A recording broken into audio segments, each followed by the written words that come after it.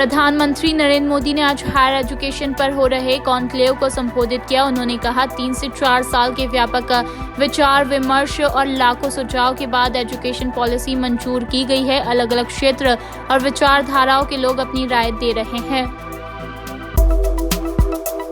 PM Modi ने कहा, राष्ट्रीय शिक्षा नीति आने के बाद देश के किसी भी वर्ग से ये बात नहीं उठी कि किसी तरह का भेदभाव है। ये एक इंडिकेटर भी है कि लोग वर्षों से चली आ रही शिक्षा व्यवस्था में जो बदलाव चाहते थे वे उन्हें मिले हैं। एक्टर सुशांत सिंह राजपूत की गर्लफ्रेंड रिया चक्रवर्ती अपने बयान देने के लिए ईडी के दफ्तर पहुंच गई है। एजेंसी अब उनसे पूछताछ करेगी। इससे पहले रिया ने पूछताछ टालने की गुजारिश की थी, जिसे ठुकरा दिया गया था। रिया पर सुशांत के खाते से 15 करोड़ अपनी कंपनी में इन्वेस्ट कराने का आरोप है। एक्टर सुशांत सिंह राजपूत आत्महत्या मामले में बिहार सरकार ने सुप्रीम कोर्ट में हल्फनामा दाखिल कर दिया है, जिसमें मॉडल और एक्टर रिया चक्रवर्ती पर कई गंभीर आरोप लगाए गए हैं। बिहार सरकार की ओर से कहा गया है, रिया ने सुशांत की संपत्ति और पैसे हड़पने की कोशिश की।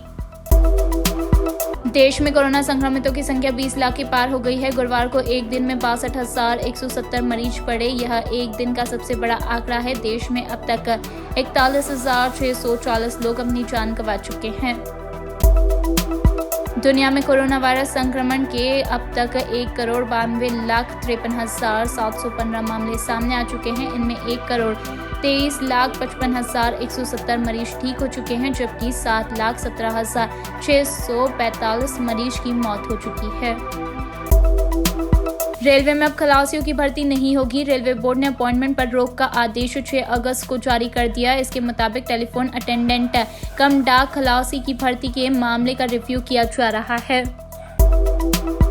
राजस्थान के सियासी घमासान के बीच जैसलमेर के सूरीगढ़ होटल में ही बसपा से कांग्रेस में शामिल हुए 6 विधायकों को कोर्ट के नोटिस दिए गए। 6 विधायकों को कोर्ट का नोटिस तामील कराने के मामले पर होटल में हलचल बढ़ गई। मुख्यमंत्री अशोक गहलोत भी शुक्रवार शाम को जैसलमेर जाएंगे।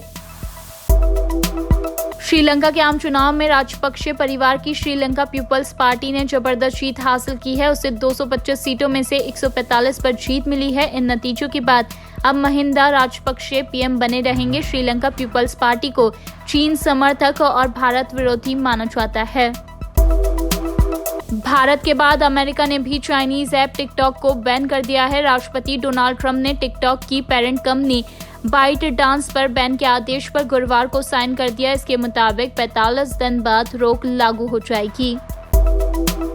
अमेरिका के राष्ट्रपति डोनाल्ड ट्रंप के फ्लोरिडा स्थित रिसोर्ट में शुक्रवार को 3 युवक घुस गए। इनके पास सेमी ऑटोमेटिक AK-47 राइफल थी। यह लोडेड थी। पुलिस ने इन्हें गिरफ्तार कर लिया है।